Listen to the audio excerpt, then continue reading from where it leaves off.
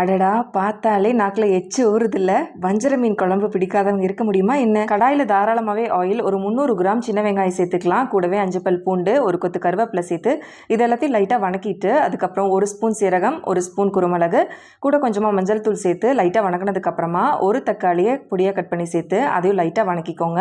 ஒரு 3 table spoon மல்லித்தூள், 2 table spoon மிளகாத்தூள் சேர்த்து ஒரு பெரட்டு வச்சு அரைச்சி எடுத்து வச்சுக்கலாம். கடாயில் எண்ணெய், கடுகு, வெந்தயம், பச்சை மிளகாய், கொத்து கருவேப்பிலை, தட்டி வச்ச சின்ன வெங்காயம் ஒரு 10 பல் எல்லாத்தையும் சேர்த்து லைட்டாக வணக்கினதுக்கு அப்புறமா ஒரு தக்காளியை மறுபடியும் சேர்த்து இதையும் நல்லா வணக்கிக்கலாம். ஒரு லெமன் சைஸ் அளவு புளி கரைசல், அரைச்சி வச்சிருந்த மசாலா பேஸ்ட், கூட கொஞ்சம் தண்ணி, சால்ட் சேர்த்துட்டு தேவையான அளவு தண்ணி சேர்த்து ஒரு கொதி வந்ததுக்கு அப்புறமா 1/4 மூடி தேங்காய் பால் எடுத்து மீன் குழம்புல சேர்த்துக்கலாம். லைட்டாக கட்டிப்பட்டு வந்ததுக்கு அப்புறமா கழுகி வச்சிருக்க மீனை சேர்த்துக்கலாம். இல்லைனா குழம்பு ரொம்பவுமே தண்ணி மாதிரி ஆயிடும்.